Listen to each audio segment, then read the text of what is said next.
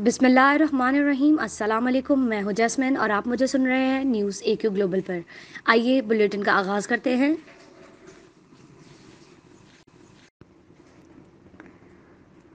वफाकी वज़ीर और सरबराह national command and operation centre Asad Umar ने बताया है कि कोरोना SOPs की खिलाफ वर्जी पर क्रैकडाउन की हिदायत कर दी गई है। समाजी राब्ते की वेबसाइट ट्विटर पर पैगाम जारी करते हुए असद उमर का कहना था कि आज सुबह NOCOC की मीटिंग में हमने फैसला किया है कि इन सरगर्मियों पर पाबंदियां बढ़ाई जाएं जो कोरोना के मरीजों की तादाद में तेज़ी से इजाफे में मुअव्वन साबित हो रही हैं। सूबाई और वफाकी इंतज़ामिया को हदायत की है कि SOPs पर अमल दरामद में सख्ती करें और वक़ा पज़ीर होने वाली खिलाफ वर्जियों पर क्रैकडाउन करें।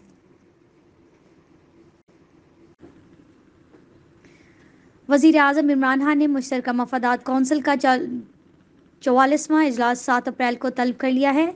निजी TV हम न्यूज़ के मुताबिक मुश्तरका मफादात कौंसिल के इजलास में 8 निकाती एजेंडे पर गौर किया जाएगा। ज़राए के मुताबिक इजलास में मरदमशुमारी, तालीम, सेहत और दीगर अमूर का जायज़ा लिया जाएगा।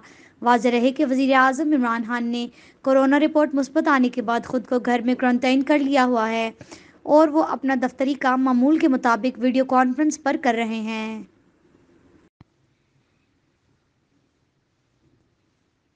आपसे मिलेंगे अगले बुलेटिन में कुछ नई खबरों के साथ। शुक्रिया।